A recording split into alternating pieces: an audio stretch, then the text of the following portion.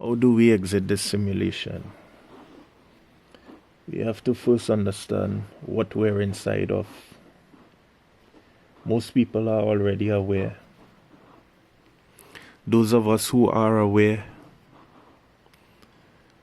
what I believe we're here to do is leave a frequency resonance behind, sow a seed for the next appointed cycle, when those who are ready to receive this information would be able to exit. We're in this machine, this simulation,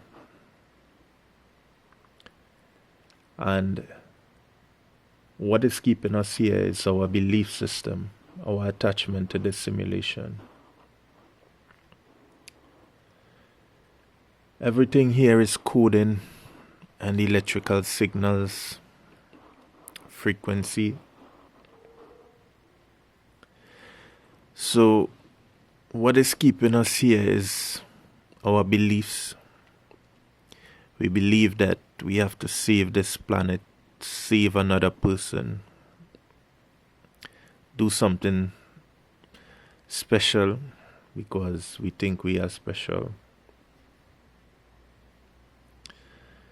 We are just passing through. We are all here to have an experience.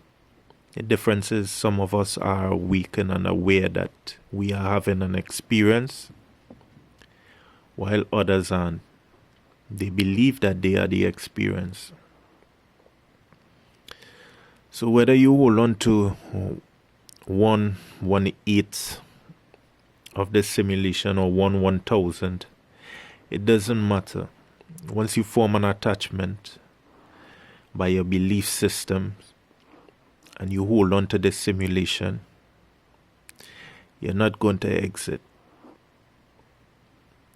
The only way to exit is by releasing everything. Everything we have been taught, everything, our own identity, our traumas, whatever it may be, because none of it exists. We're just passing through. We're here to have the experience and leave, but some of us got stuck in religion, believing that our mother is our mother, father is our father, and things like that. We live in a bed, the bed is there, the chair is there. It's all just projected to give us this experience. If you believe in it, when you die and you have your life review and you are now told that you have to come back to right the wrongs that you have done, which means that you form some kind of attachment to the simulation. And because of that, you weren't able to leave. And it's the reason a person had a life review. Those of us who are vibrating beyond the speed of the simulation, we aren't going to have any life review. Either we are gonna, anybody who says they know this completely or knows everything in terms of what happens when we die, I wouldn't take them seriously. We don't know. We just have this, each individual, their own knowing, their own understanding. And because of that, that's what they are going to hold on to as their truth. But my truth is that we have to let go of everything while we are here in this body, in this avatar. If we don't do it while we're in this body, when we die, it's too late. Currently, where the simulation is, we are at a point, a reset point, where those of us who are ready to leave would be able to leave. And I believe the simulation knows those of us. And it's not going to stop us because we're already beyond the speed of this frequency. Our avatar is just here. But our consciousness is already beyond this speed. So that even upon death, we would leave. But the trick is doing it while we're here, in this body, letting go. Because anything that we're holding on to, it's just gonna keep us here. So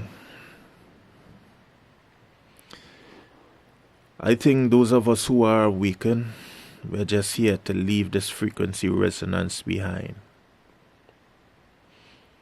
This frequency resonance comes like this transmitter. We're leaving for the next cycle. This simulation is about to end, this one that we're currently in. When we look around, we can see that. Those of us who have the eyes to see. What I'm saying, many people would have said before. And what I'm doing is just what I think it's my part, based on my coding.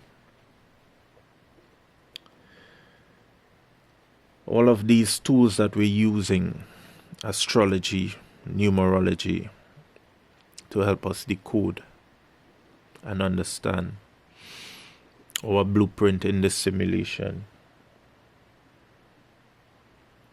These planetary bodies, because the avatar is vibrating at a certain speed, it's two of us. There's the